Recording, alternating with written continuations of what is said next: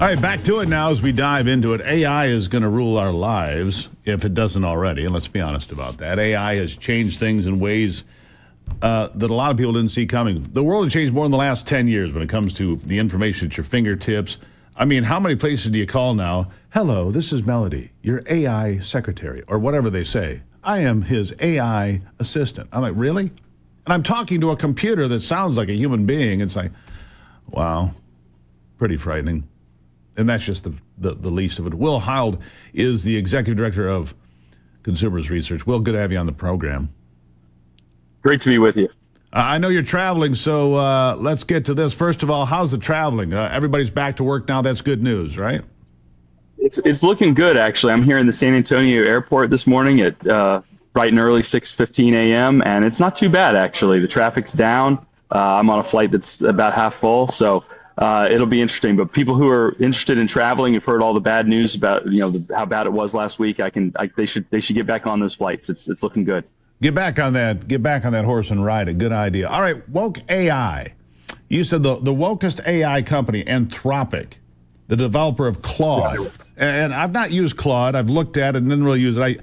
I use Super Grok a lot. I use ChatGPT. I think everybody uses these things in one fashion or another to, for me, I fact check a lot of things and go through, and sometimes I challenge the AI.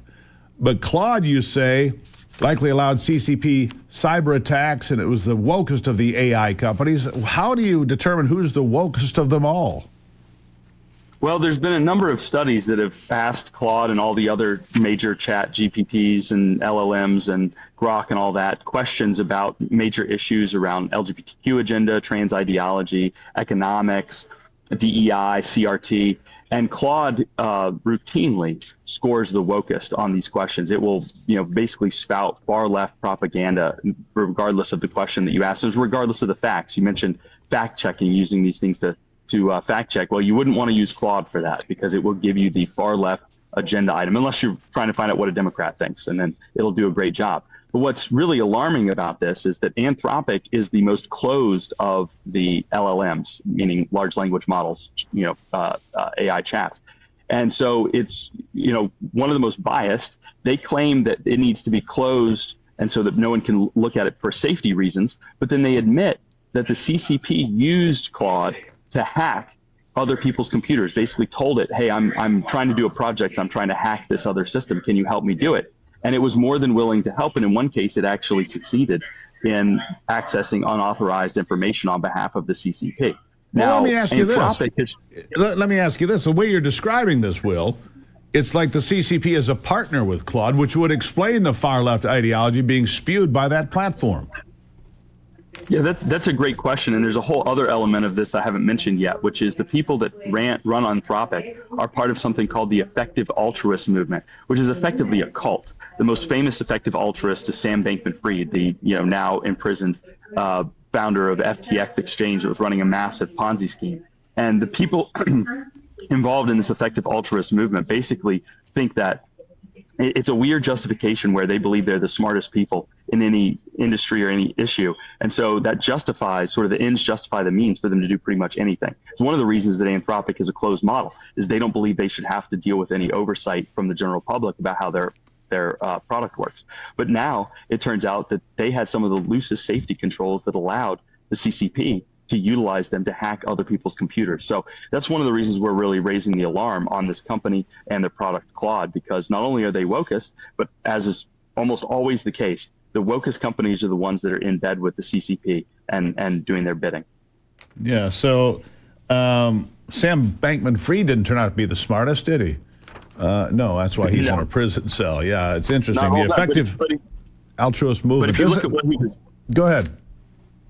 But if you look at what he was doing, he was funneling millions upon tens of millions of dollars to the Democratic Party. It was a smart play in that sense. He was buying political prestige and power within, the Democrats. And, a lot of this AI stuff can work similarly. You see the Anthropic folks lining up with the far left in order to get special favors. Hey, let me ask you this, Will, while I've got you, because this is the real question I think a lot of people have. What is the most effective AI model to use to ask questions? If it's not Claude, is there one you trust, or do you have suspicions about all of them? And look, because I've gotten things that are just flat out wrong on Super Grok, no question, and I challenge it and say, hey, that's not right, and it'll apologize to you, whatever. But is there one that you think is effective and has more user trust than others?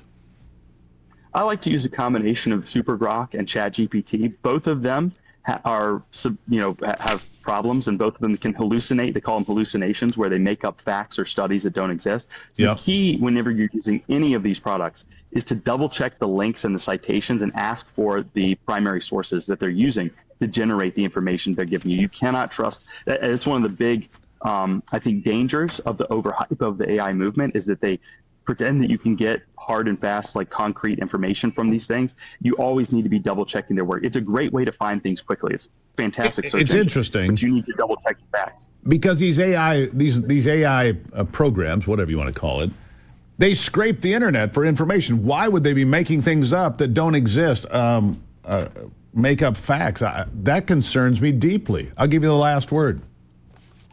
Yeah, it's true, and unfortunately, there's been I'm an attorney, and so I chuckle. There's stories about every week now of someone putting in a brief or a motion citing cases that don't exist, and it becomes clear that they've used an LLM, a chat, to create the entire document. So it just goes to show you the technology's not perfect yet. People should be very weary if they hear something on one of these chats and don't check it.